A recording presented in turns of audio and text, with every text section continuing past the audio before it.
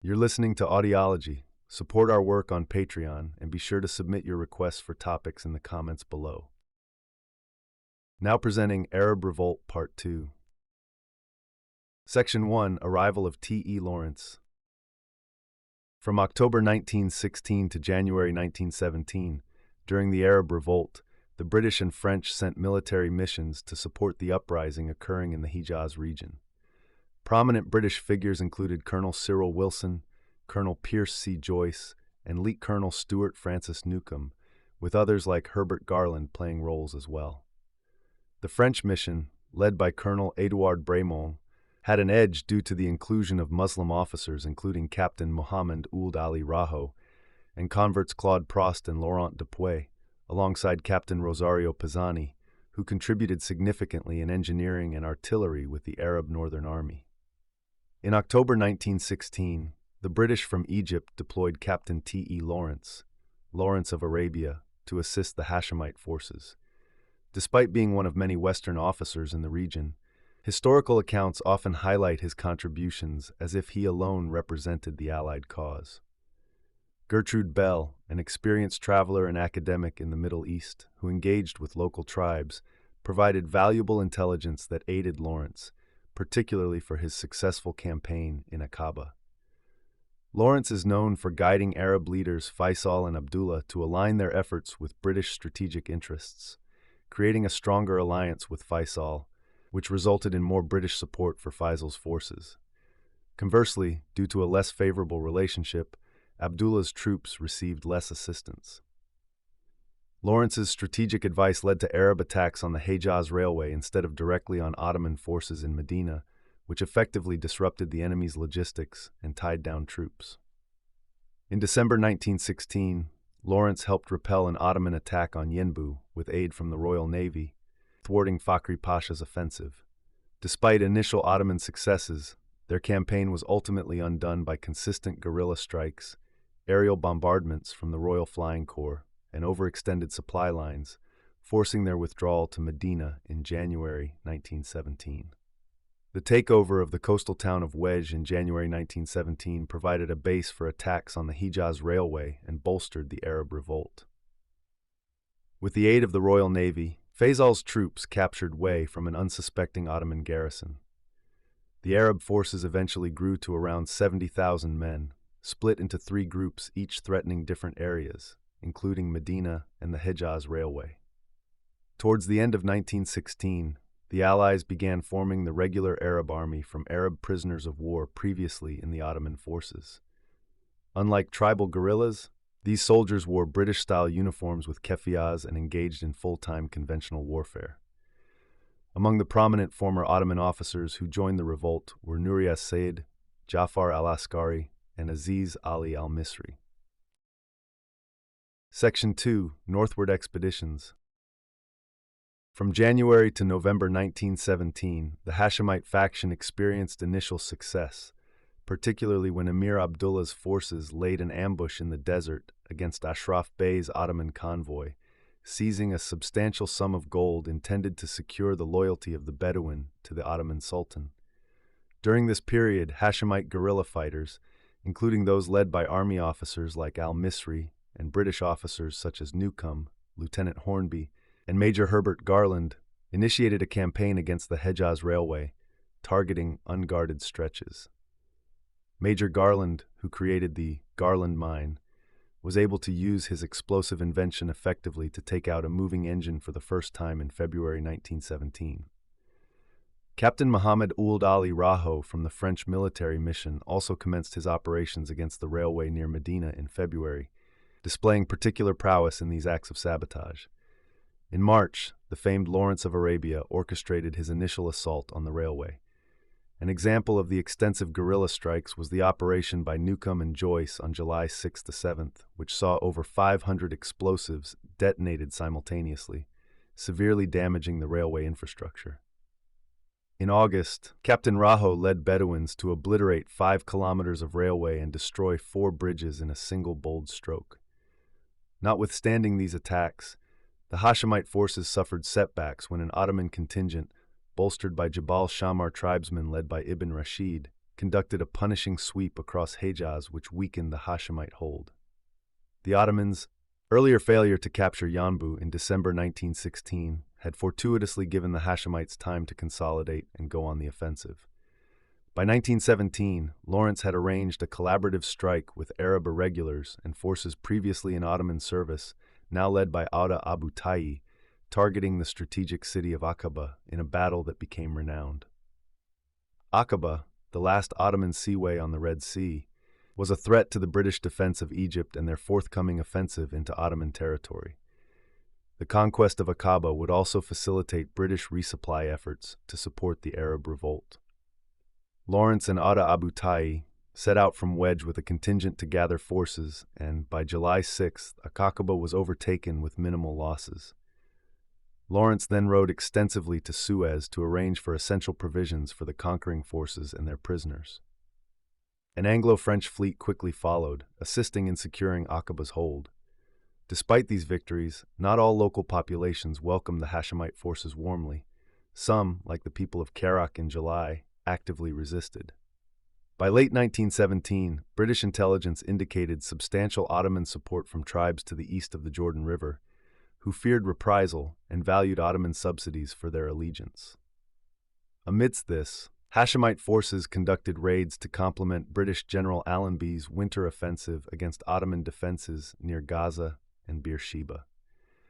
Lawrence himself led an operation in September to derail a Turkish train by destroying a bridge at Mutawara, followed by an assault on the responding repair unit. In November, Lawrence's ambitious raid aimed to destroy a viaduct at Tel Ash-Shahab, and though this objective was not achieved, his forces succeeded in intercepting and annihilating the train of General Mehmed Cemal Pasha, commander of the Ottoman Seventh Corps. The accumulative effect of these efforts and Allenby's triumphs culminated in the British capture of Jerusalem just in time for the Christmas season of 1917. Section 3. Increased Allied assistance. From November 1917 to August 1918, the Arab forces led by Faisal were joined by additional officers. These forces received significant assistance from British officers and advisors, such as Litkal, Stuart F. Newcomb, and Cyril E. Wilson. The British provided the Arabs with various weapons, including rifles, explosives, and machine guns. However, artillery was only given intermittently due to shortages, but Faisal still managed to have some mountain guns, operated by French Captain Pisani and his Algerian troops during the Megiddo campaign. Additionally, Egyptian and Indian soldiers were part of the revolt, mostly working as machine gunners and specialists, with a number of armored cars at their disposal. The Royal Flying Corps often helped with air support, while the Imperial Camel Corps served alongside the Arabs temporarily. The French also contributed significantly, with a military mission of 1,100 officers led by Bremont fostering a good relationship with Hussein and his sons, Emirs Ali and Abdullah. This assistance was mainly directed towards the Southern Army under Emir Ali, which was besieging Medina, and the Eastern Army under Abdullah, responsible for protecting Ali's flank from Ibn Rashid. Despite their efforts, Medina remained out of Hashemite control until the Ottoman leader Fakhri Pasha surrendered it in January 1919, following orders from the Turkish government. At the time of surrender, the city was garrisoned by over 9,800 Ottoman soldiers. Under the leadership of Lawrence, Wilson, and others, the Arabs launched successful raids against the Hejaz Railway, hampering Ottoman supply lines and tying down their forces. One noteworthy battle was at Tafila in January 1918, where the Arab forces inflicted heavy casualties on the Ottomans with minimal losses on their own side. By March 1918, the Arab Northern Army was a well-organized force with various divisions, including Jafar Pasha el-Askari's Arab Regular Army, the British section, and a French detachment, among others. They were equipped with a variety of military resources, including guns, armored cars, aircraft, and wireless communication. In April 1918, Jafar al-Askari and Nuri as-Said led a frontal assault on the fortified Ottoman railway station at Man. Despite initial gains, the attack met with strong resistance, and both sides suffered heavy casualties. The British refused requests to use mustard gas against the Ottomans there. During the spring of 1918, an operation named Hedgehog aimed to dismantle the Hejaz Railway, which led to several successful destructions of railway bridges and the capture of an enemy station, as well as Ottoman soldiers. One notable part of this operation included an assault by the Imperial Camel Corps, supported by the Royal Air Force, on a railway station that resulted in a strategic victory, though with some casualties. For the final push of the Allied offensive to drive the Ottoman Empire out of the war, Emir Faisal's Arab Northern Army was tasked with launching attacks to engage Ottoman forces and to create insecurity among them regarding their defensive positions in the Levant. Faisal's army, although small, was bolstered by tribal contingents, Gurkha troops, British armored car squadrons, Algerian artillerymen, and RAF air support. Section 4. The End of Fighting. From the fall of 1918 into the following spring, the Arab horsemen became increasingly effective in their military efforts. As they sensed a nearing triumph, they significantly bolstered the capabilities of General Allenby's forces by supplying valuable information on the whereabouts of the Ottoman military. The Arab cavalry was a constant thorn in the side of the Ottomans, not only by pillaging their supply routes, but also by assaulting isolated strongholds and demolishing railway infrastructure.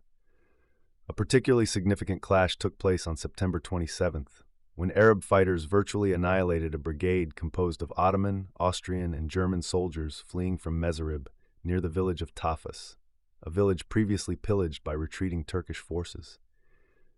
This event spiraled into what became known as the Tafas Massacre.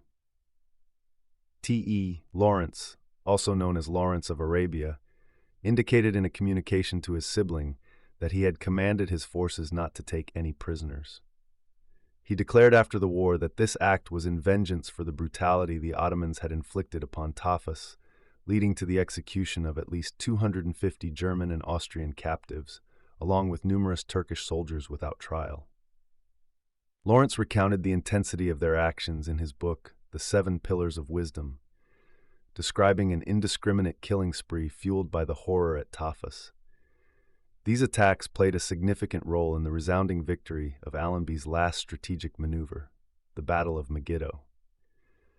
By the end of September and through October 1918, the demoralized Ottoman army was in retreat, often surrendering en masse to British forces. Together with Lawrence, Sherifial irregulars captured the city of Deraa on September 27, 1918, contributing to the complete routing of the Ottoman military in less than a fortnight. Allenby recognized the commendable contribution of Faisal's troops to this victory. When it came to seizing Damascus, it was the Hashemite camel cavalry and the Ruwala tribe's horsemen who arrived first on September 30, 1918. Most of these soldiers stationed themselves around the city, anticipating the subsequent arrival of Sharif Faisal. Nevertheless, a select few advanced into Damascus, discovering that an Arab nationalist uprising had already raised their flag within the city. On the same day, Australian mounted troops entered Damascus, followed shortly on October 1st by Ada Abu Tayi, Lawrence, and additional Arab fighters. By the war's end, the Egyptian Expeditionary Force had taken control over vast territories including Palestine, Transjordan, Lebanon, parts of the Arabian Peninsula, and southern Syria. Medina remained isolated, ultimately surrendering in January 1919. Section 5. Aftermath. The UK had promised to back Arab aspirations for self-rule if they rose up against Ottoman rule during the McMahon-Hussein correspondence. Nevertheless, the British and French later went back on their promise by secretly agreeing to the Sykes-Picot Agreement in 1916, which parceled out the region in a manner that the Arabs found disadvantageous. To further complicate matters, Britain issued the Balfour Declaration in 1917, suggesting support for the establishment of a Jewish homeland in Palestine, which many Arabs saw as another act of British betrayal. For a while, the Hejaz in western Arabia declared itself an independent state under Hussein, although it didn't gain widespread recognition. Both Ibn Saud and Hussein were initially supported by the British, but eventually Ibn Saud overran Hejaz in 1925 during his campaign to unify what would become Saudi Arabia. The Arab Revolt is often regarded as the first concerted effort towards Arab nationalism, uniting different Arab factions with a united aim of breaking free from Ottoman control. This revolt was the starting point for the eventual path towards Arab independence, beginning with the establishment of a kingdom by Hussein. The revolt had lasting effects post-war, affecting social stratification, where individuals were often classified based on their participation and rank in the revolt. In Iraq, for instance, a political party emerged led by Sharifian officers from the revolt. The Hashemite dynasty in Jordan today still feels the influence of the Arab leaders who participated in the revolt. Section 6. Underlying causes. Hussein. Ephraim Karsh from Bar-Ilan University describes Sharif Hussein of Mecca as an individual with vast aspirations who began to quarrel with his rulers in Istanbul following the rise to power of the three pashas, composed of General Enver Pasha, Talat Pasha, and Cemal Pasha, in January 1913. This group, embodying a radical Turkish nationalist faction within the Committee of Union and Progress, CUP, instigated a coup d'état and adopted a Turkification policy, which increasingly alienated the empire's Arab population. Hussein only started to adopt Arab nationalist rhetoric after the 1908 Young Turks uprising against Sultan Abdul Hamid II, with the revolt being primarily supported by a combination of defectors from the Ottoman forces and Arab tribes loyal to the Sharif. Religious justification. Despite perceptions of the Sharifian uprising as primarily driven by secular Arab nationalist motives, Sharif Hussein framed the revolt in religious terms. He criticized the Young Turks for their Turkification policies, which he asserted transgressed Islamic principles, and this became the basis of his call for a holy rebellion among Arab Muslims against the Ottomans. In response, the Ottoman leadership denounced the rebelling Arab tribes as traitors to the Muslim Caliphate, especially during a time of conflict with imperialist forces looking to divide Muslim territories. They argued that the Arabs achieved nothing through the revolt. Instead, it led to the division of the Middle East under the control of the British and French powers. Ethnic tensions. While the Sharifian revolt did not spark considerable enthusiasm within the regions that would later become Iraq, it did garner substantial support from Arab communities in the Levantine provinces. The rise of Arab nationalism happened in a context where Arab allegiance within the Ottoman Empire was still largely to local family, clan, and tribal affiliations. Despite the Turkish leadership's attempts at promoting Turkification and a pan-Ottoman identity through the Tanzimat reforms. These reforms, which aimed to modernize and secularize the empire, undermined the traditional Islamic sense of community, the Ummah, that tied its diverse populations together. The consolidation of power by the Committee of Union and Progress in 1913, turning the empire into a single-party state advocating Turkish nationalism, further damaged the relations between the Ottoman authorities and their Arab subjects.